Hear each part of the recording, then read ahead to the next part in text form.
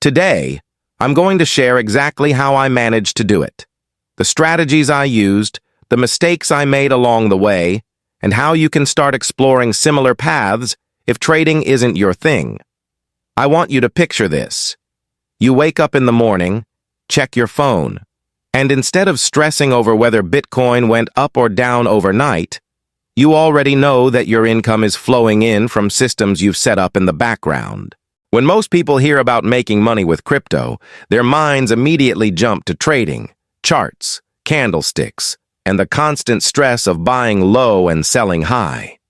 But what if I told you that I was able to build a steady income stream of around $5,000 a month from crypto without ever becoming a trader, without sitting in front of charts all day, and without the anxiety that comes with price swings? That was the shift I made, moving from trying to time the market to finding ways to earn passively, consistently, and in some cases, automatically. The first thing I tapped into was staking. Staking is kind of like putting your crypto into a high-yield savings account, except instead of a bank, you're supporting a blockchain network and getting rewarded in return. For me, this was a game changer. I allocated a portion of my holdings into proof-of-stake coins, and while the annual percentage yields might not sound life-changing at first glance, when you compound them and consider the appreciation of the asset itself, it adds up fast. I started small, with coins I believed in long-term, and reinvested the rewards back into staking. Before I knew it, that portion of my portfolio was generating a steady stream that covered some of my living expenses without me lifting a finger. The second stream I built was through lending platforms. Think of it like becoming the bank. Instead of letting your crypto just sit there, you can lend it out on trusted platforms and earn interest, sometimes much higher than traditional banks would ever dream of giving you. Of course, there's always risk involved, so I spread my funds across different platforms and never went all in on just one. This way, even if one service had issues, the others would keep generating returns. This approach gave me the confidence to scale it, and soon enough my monthly income from lending was significant. Then came yield farming, which sounds like a buzzword, but is essentially providing liquidity to decentralized finance protocols and earning fees and token rewards in return. Now, I won't sugarcoat it. Yield farming can be complicated and risky if you don't know what you're doing. But with research and careful risk management, it turned out to be one of the most lucrative parts of my strategy. The key was not chasing the highest advertised yields blindly, but instead focusing on stable pools, pairing assets I was comfortable holding, and always calculating the potential risk of impermanent loss. Over time, I got better at identifying which pools were sustainable and which were just hype. Another piece of the puzzle was affiliate programs and referrals.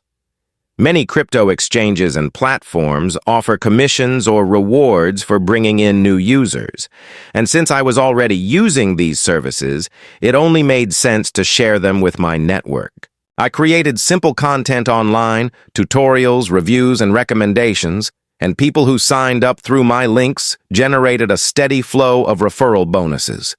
It didn't take long before this alone was paying bills, and it required almost no ongoing effort once the content was out there. And let's not forget NFTs and digital assets. While I didn't dive into flipping NFTs for quick profits, I found value in long-term projects that offered passive benefits, like revenue-sharing mechanisms or staking opportunities tied to the NFT itself. This wasn't the biggest contributor to my income, but it added another layer to the overall mix. The secret to hitting $5,000 a month wasn't one magical platform or one lucky investment. It was stacking multiple smaller streams together.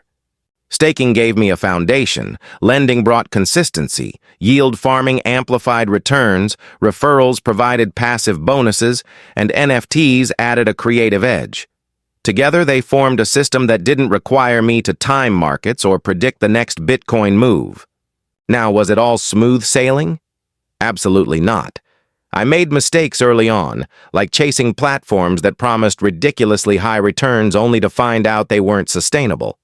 I learned the importance of spreading risk, withdrawing profits regularly, and never investing more than I could afford to lose. Another challenge was patience.